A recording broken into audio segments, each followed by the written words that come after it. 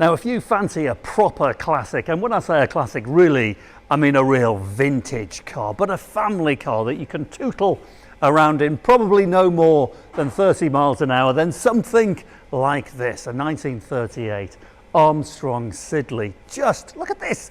It puts a smile on your face. Look at the body.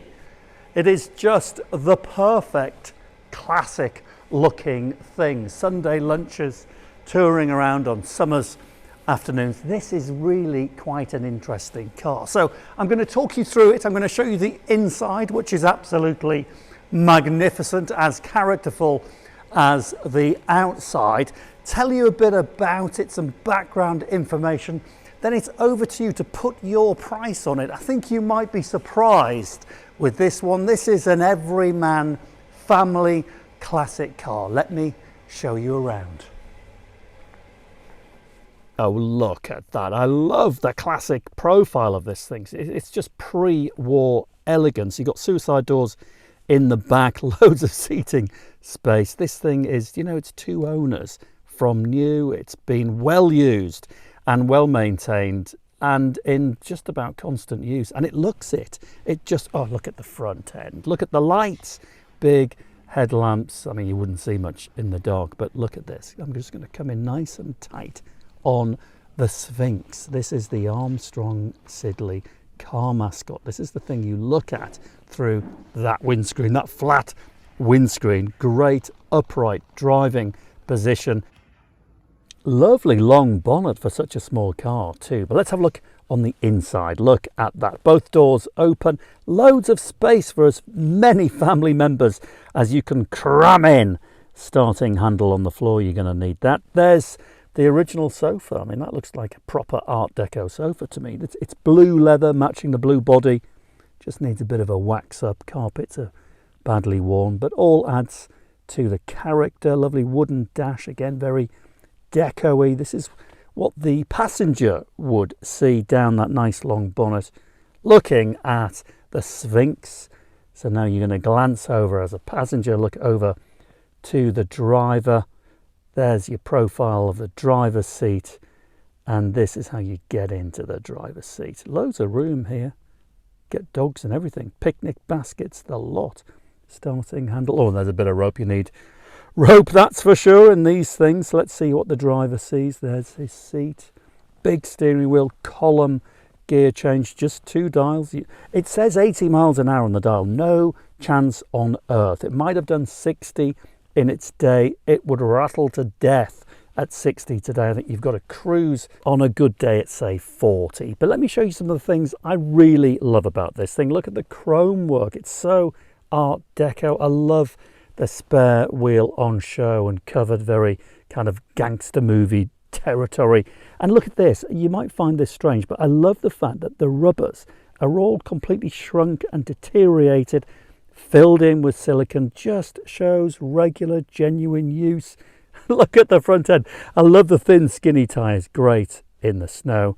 Big sunroof. Now, it's odd, isn't it? Because you pay fortunes in modern cars for sunroofs that size. This thing was made in 1938, and you can tell by the dials. It looks like an Art Deco wristwatch with the lovely emblem there, the Sphinx, the Armstrong Siddeley Sphinx. I mean, it is so charismatic. It's just lovely. And the character just follows on the body as well. Largely original with scrapes and knocks and bangs, which just adds to the appeal.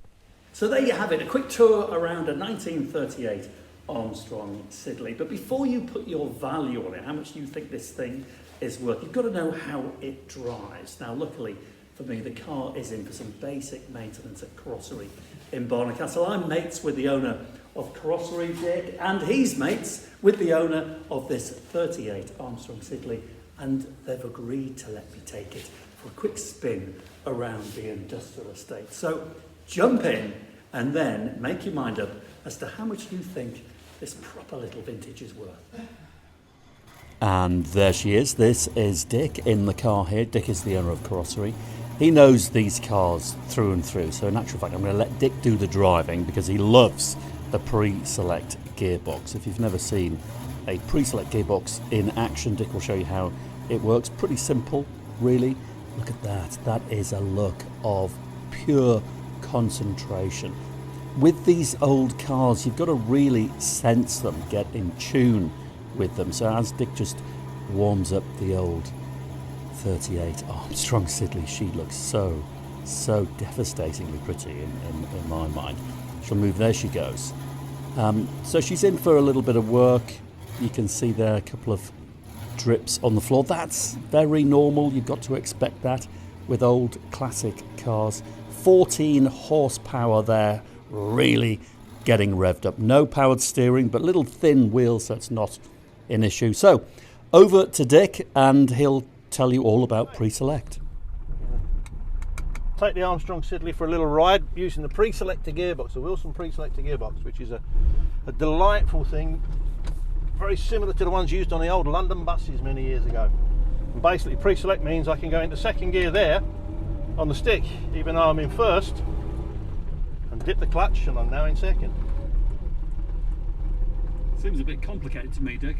Well, it was the way of the world at the time. Everything was experimental. No one really knew whether there was going to be a rush on what kind of car and what gearboxes they were going to use. And the Wilson pre-selector is a lovely, lovely gearbox. Used on a lot of race cars as well in the 1930s. The ERA especially had one. It's a lovely, lovely gear change. And up into fourth. This just has a little bit of low compression on a couple of cylinders that we're going to be working on soon. We come down again, into second, and we just spin round. But it's a delightful old lady.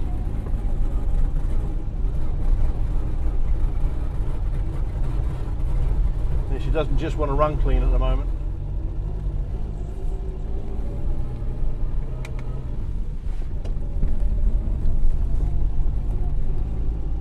You just have to think about driving these cars a little bit more. They're not made like a modern car, where most of the modern cars you get in, and they all drive the same. If you took all the badges off, you wouldn't really know what you're driving. But you know when you're driving an old car, you have to think about everything. It makes it quite a joy for me, I have to say. We certainly know you're driving this one. Oh yes, yeah. You're driving this. It's not driving you. You're not going to go down any road and wonder what speed you're doing or whatever. You know exactly what speed you're doing in this. Well, you feel it, don't you? Oh, absolutely you feel it. Absolutely you feel it. And you click on the indicators and a big arm comes out the side as well, the semaphore indicator. Yeah.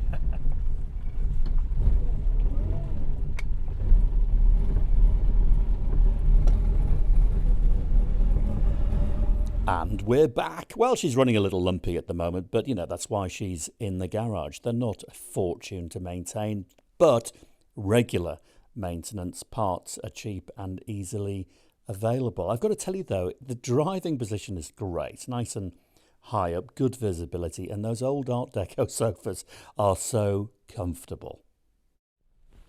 Right now it's time. Over to you. Here's just the last interior shot here. It is such a lovely place to be, and if only we had smell-o-vision, because it just smells absolutely delicious. But over to you. So how much do you think you'd need to pay for a 38 Armstrong Siddeley a bit like this?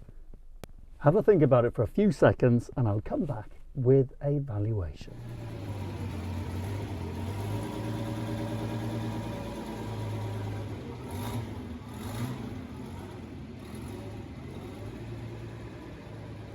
And I'm back, and still in this lovely little environment here. So I've spoken to Dick at Carrosserie.